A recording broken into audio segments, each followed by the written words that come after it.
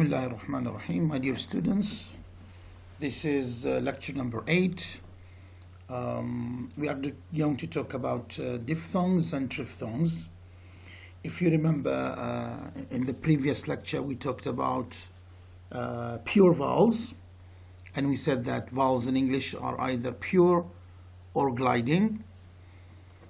Pure vowels are either short or long, and we talked about this. Today we are going to talk about gliding vowels, which are often divided into diphthongs or triphthongs. Just to refresh your minds, pure vowels are vowels that do not glide. They remain constant, fixed in one position. They do not glide from one vowel to another, while glidings or gliding vowels move from one vowel position to another and maybe to a third vowel position. We are going to explain when we have one move and when we can have two moves. Okay? So the basic difference between pure vowels and gliding vowels is the fact that pure vowels do not move while gliding vowels move.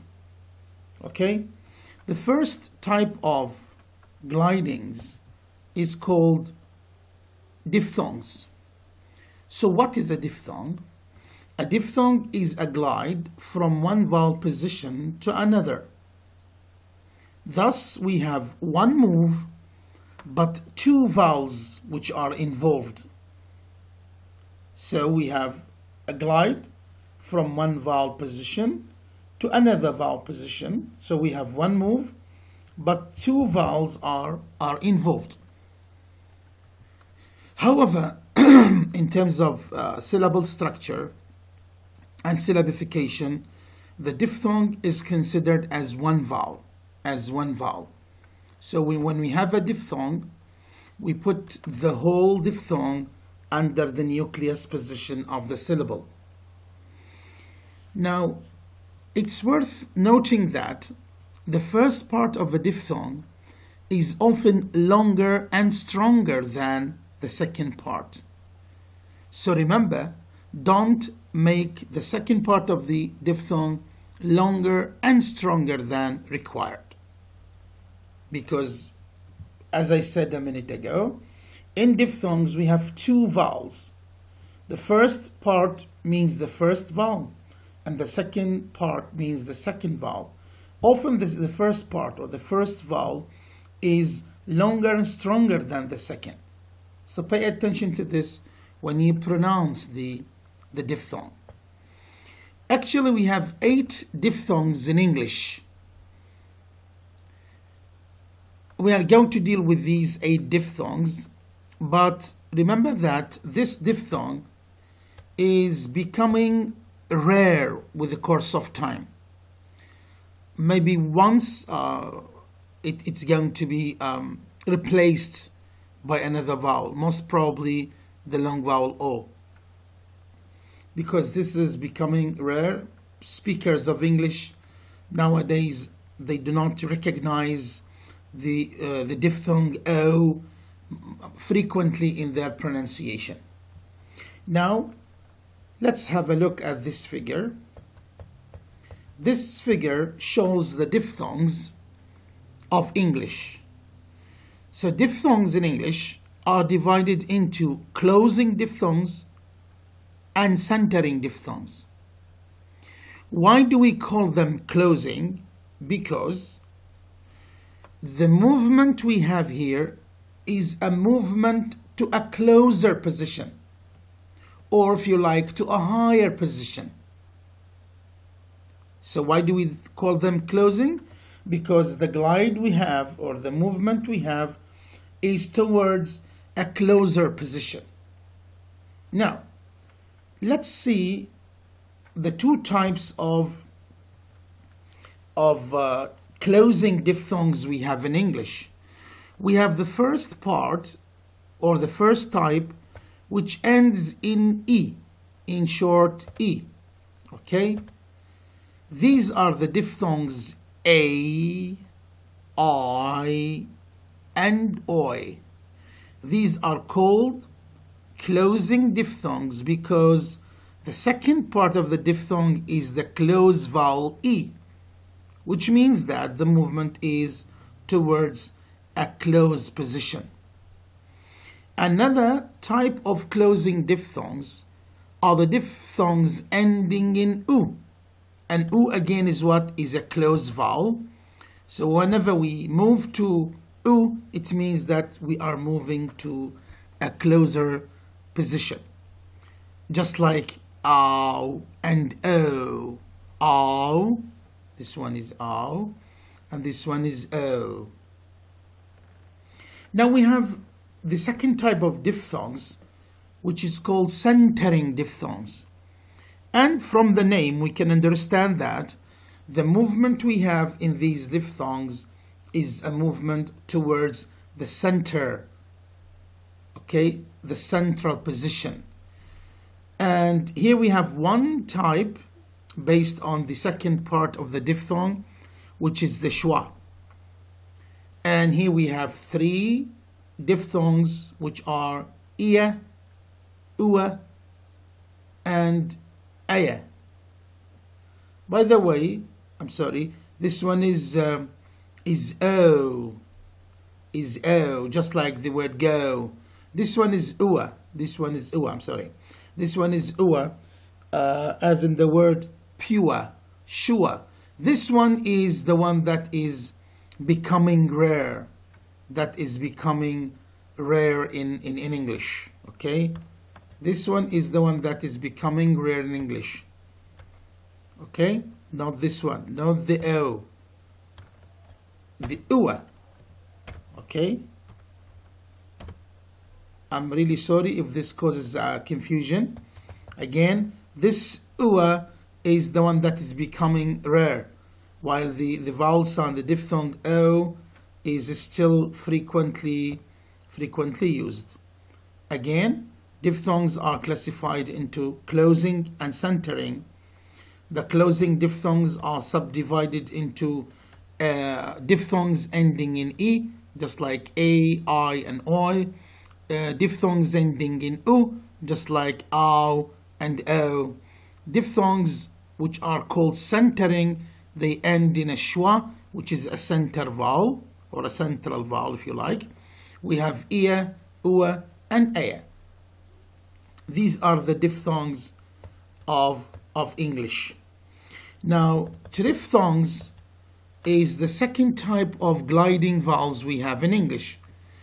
So what is the difference between triphthongs and diphthongs? If you remember, in diphthongs we have one move and two vowels are involved. Here in the triphthongs, which are supposed to be the most complex vowels in English, and they are difficult to pronounce and difficult to recognize. Why? Because a triphthong is a glide from one vowel to another vowel and to a third, which means that we have two movements from vowel number 1 to vowel number 2. Then we have a movement from 2 to 3. So we have two moves, but three vowels are involved. Three vowels are involved. While in diphthongs we have one move, two vowels are involved in the pronunciation, or two vowel positions. Now we have two moves and three vowel positions. Look at the example as in awa.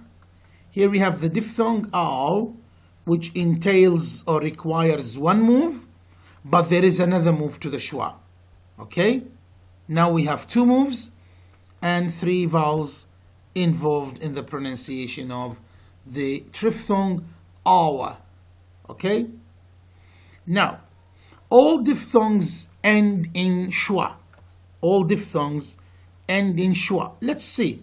This is awa, just like tower. Aya, just like fire. Aya, just like player. Oya, just like lawyers. And oa, just like grower. So all of the triphthongs are end in schwa. all of them. So this is the only case when we have three vowels, one after the other, and the third one is a schwa.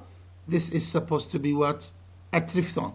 Because sometimes we have vowels combined together, but they don't end in schwa, they end in another vowel.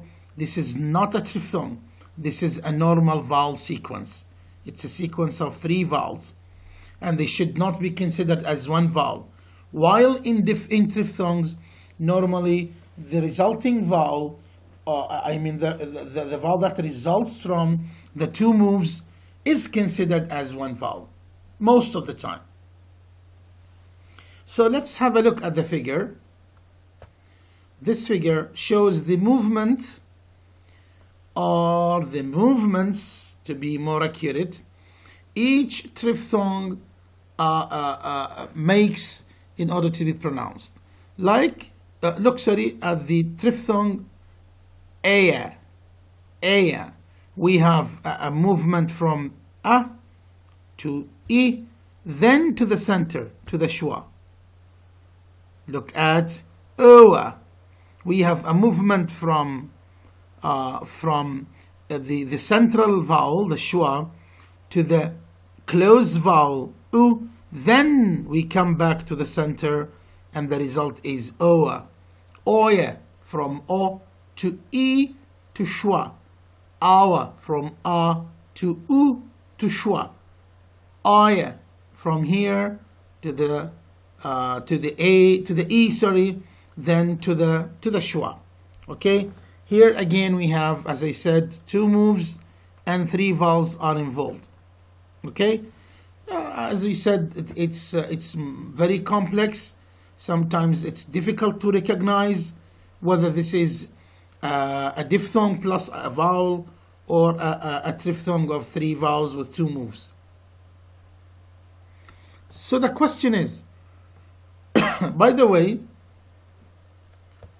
I forgot to tell you that these made in red color are most frequent than the ones made in yellow. These are more frequent than these in English. Now, why triphthongs are difficult to learn for foreign learners? And don't forget, my students, you are foreign learners because you are taught by foreign teachers and you are acquiring the language in a non-native setting. Okay, you are not learning English in London, for example, or in the US. No, you are learning the language in Iraq, which is a non-native setting. Okay, and I'm your teacher. Unfortunately, you are not lucky enough to have a native speaker to teach you. So I'm a non-native speaker. That's why you are called foreign learners. One of the reasons why triphthongs are difficult is that the extent of the vowel movement is very small in present day English. So we don't have that wide range that in which we realize the three vowels clearly. No, on the contrary, in present day English, this range is becoming shorter and smaller than it was in the past. So the extent becomes wide only in careful pronunciation. In the pronunciation actually intended for teaching foreign learners, they usually pay attention to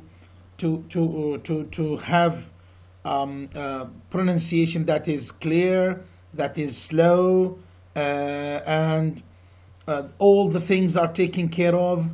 When we are dealing with triphthongs, for example, we are keen on pronouncing the three vowels as clearly as possible. Okay, but in everyday present day English, that range and this clarity is not noticed. And the result is that because there is no careful pronunciation and the extent of the vowel movement is very small, the result is that the second vowel in the triphthong is difficult to hear and distinguish from diphthongs. Here we have the ambiguity where should we consider this a triphthong plus a vowel, or a diphthong plus a vowel, or a complete triphthong. We are sometimes not sure because of when we are speaking at a quick rate or speed rate. The second reason is that does the triphthong contain one or two syllables? This is also a debatable issue. Some scholars believe that a triphthong should be treated as one vowel, just like in the word fire. This is fire is aya. It's a triphthong. It should be assigned in one syllable. And some others believe that no, we should have two syllables here. Fi is one and the schwa is another one. Okay? Maybe with roticized accents, we will have fire, ra. Okay? It becomes different when we talk about various accents. This is a very summarized and brief account of diphthongs and triphthongs.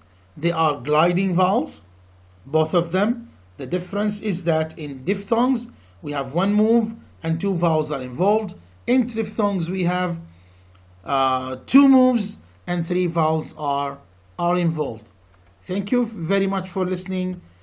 Inshallah, when we meet, I'm going to discuss and clarify the subject and the topic more. Thank you very much. With the best of luck. Bye bye.